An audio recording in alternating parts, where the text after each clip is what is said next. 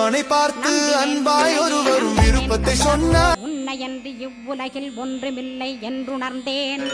நன்கறிந்து கொண்டேன் நானும் உனதருளால் விட்டிட மாட்டேன் கந்தா வீடதருள் வீரே. நடுநற்றித்தானத்து நான் உனை தியானிப்பேன். பிரம்ம மந்திரத்தை போதித்து வந்திடுவாய். சுழுமுனை மார்க்கமாய் ஜோதியைக் காட்டிடுவாய். சிவயோகியாக எனச் செய்திடும் குருநாதா. ஆசையறுத்து அறநடியைக் காட்டிவிடும். மெய்யடியராக்கி மெய்வீட்டில் இருத்திவிடும்.